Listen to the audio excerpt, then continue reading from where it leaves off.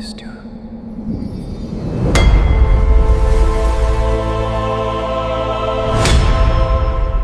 60 for 510, and you have probation fees of 280, bringing your total to $790. You were never in custody on this case, correct?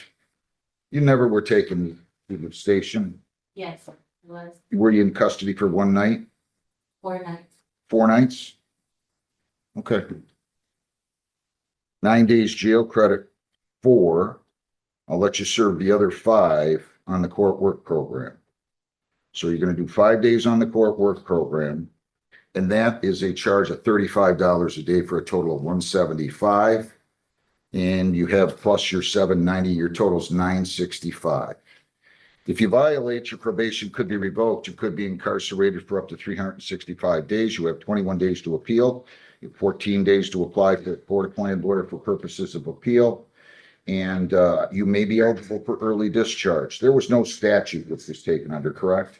No, you're right. You may be eligible for early discharge. So if you complete everything and there's no violations within the preceding 90 days, you can apply for discharge. By statute, you would be entitled to it after 7 months. Do you understand that? Yes. All right. Do you have any questions?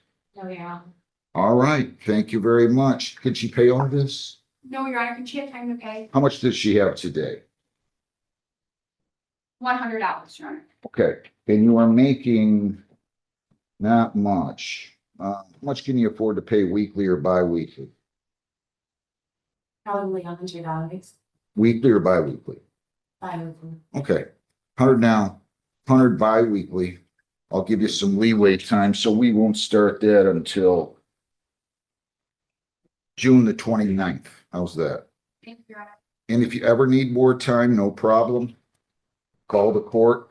We'll go on Zoom, or you can come in here on or before any due date at 8:30 in the morning. I'll be glad to give you an extension. Okay? Judge, can I just double check her total? Double check the total. You're probably right. I'm probably wrong. So let me. No, you cut out at one thing, so I just want to double check. Okay, I got 100 fines, 225 costs for 325. I have 75 victims' rights, $50 justice assessment for 450. Screening fee is 60 for 510. Probation fees are 280 for 790. And I've got 175 in court work program fees, 5 days on the court work program. So the total I came up with was 965. Got it. Okay, we're good. Okay? All right, you'll meet with probation. Have a good day, ma'am. Do everything you're supposed to do here, please, okay? Good luck. Felsky. Thanks, Ms. Belcher. Thank you, Your Honor. And Michael Andrew Felsky, 26W703474. Good morning again, Your Honor. Leanna Belcher on behalf of Mr. Felsky. Mr. Felsky should be present on Zoom. Mr. Mr. Felsky. Felsky, start your video, please. Your name, sir? Michael Felsky. Okay, so we're going to proceed to the exam. That is correct. All right, so sir, you're going to have to be here in person next week, okay? Yes, sir. That will be June the 16th. June the 16th at 10:15 a.m. Okay? Yes, sir. Any questions?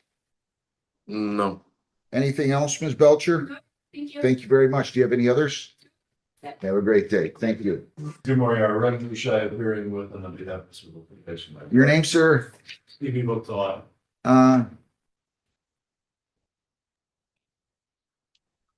Judge, the Okay. victim's on Zoom also. Okay. And your name, sir? Or ma'am, I don't know who the victim is on this. Let me see. It's Cassandra Gullah. Okay, ma'am, Cassandra your Gula. name? Cassandra Gula. Good morning. Good What are morning. we doing on this? We're gonna go to trial?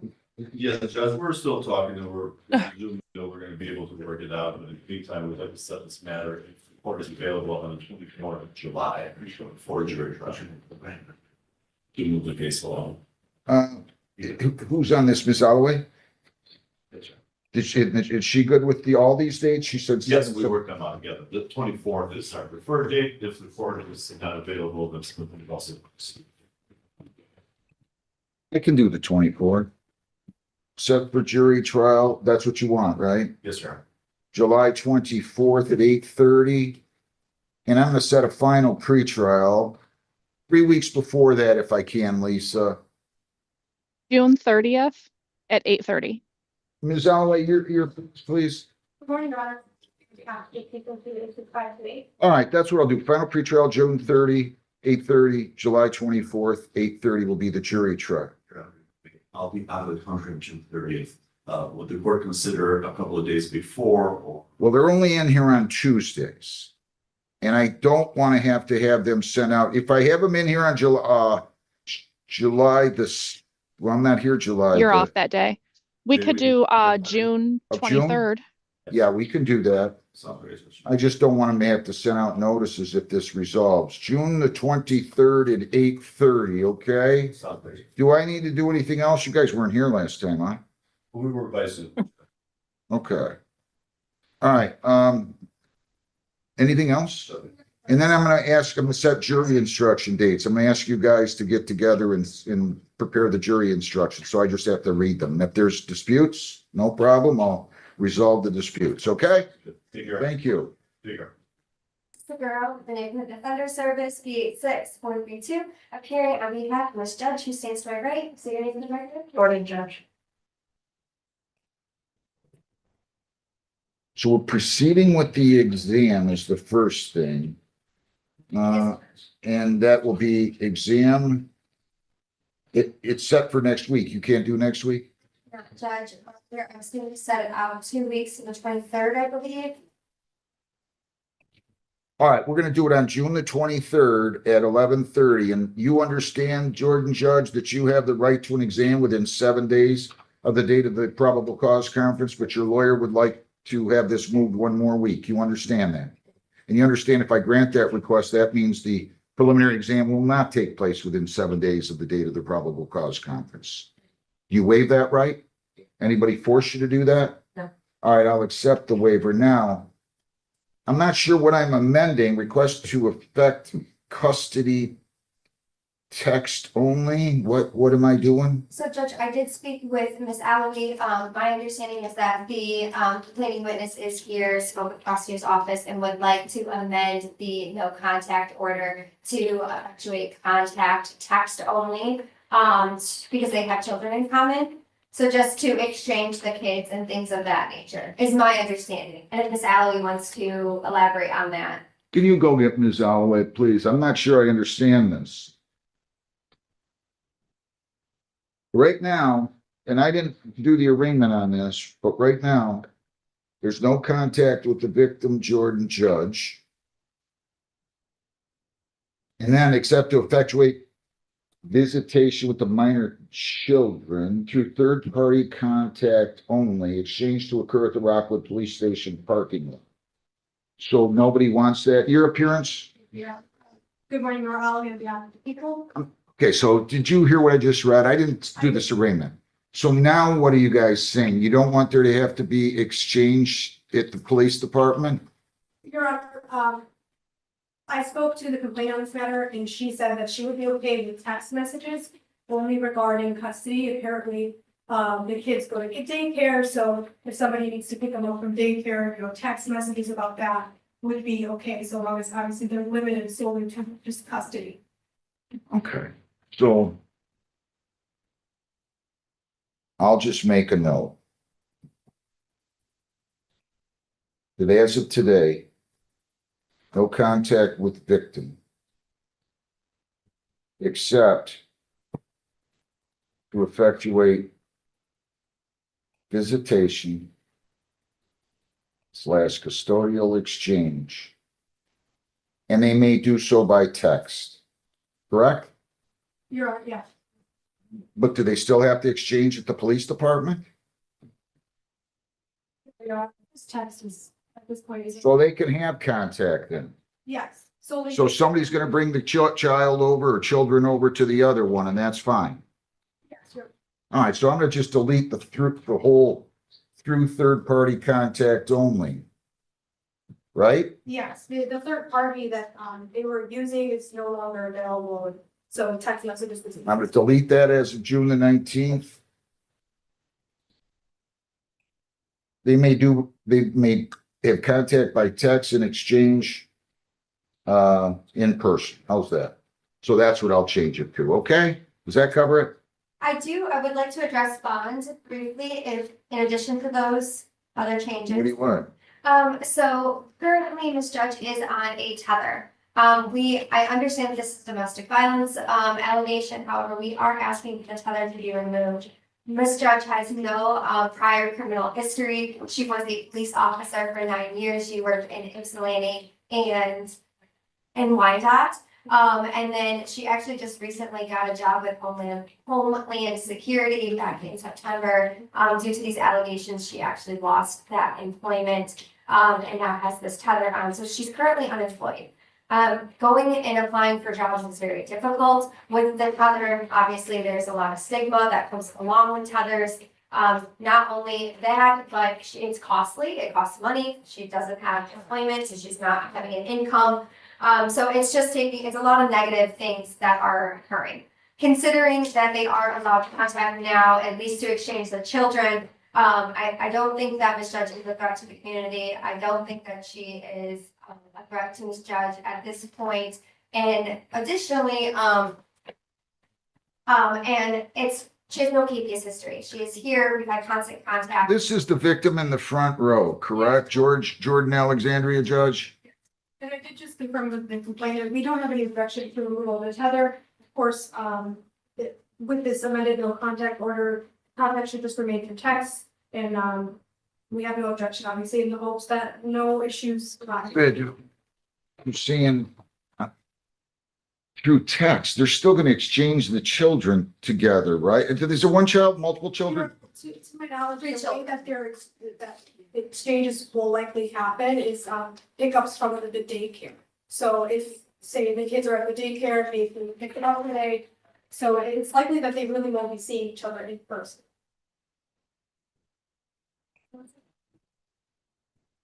Okay, I just got done saying no contact with victim except to effectuate visitation, custodial exchange.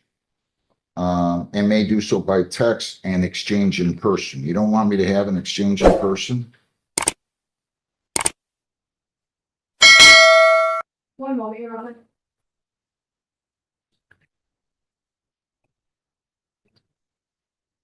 That's no problem, Your Honor. Okay, then I'll just remove the tether. Tether may be removed. All right, so Lisa, we're gonna make sure. But then there's also an order here not to be within 3 miles of the victim.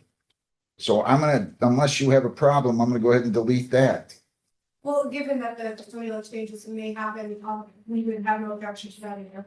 I'm deleting that they can't be within 3 miles of the victim. So she can be within 3 miles of the victim. Tether no longer required, so we're gonna have to give the county jail the notice of that, Lisa. Anything else? Nothing from you, that's. Okay. I'm making my notes here, and June 23, we'll see everybody at, what time did I say? 11:30. Can we make it earlier than 11:30, Lisa? Or not really? Yes, we can do 11, 10:30? 10:45. Okay, Your Honor, the earlier the better, in the hopes that we could just get it done as soon as possible. how about could we go earlier than that or not really, Lisa? Yeah, that's fine. You want You to want make to it do at 10 10? or 10:30?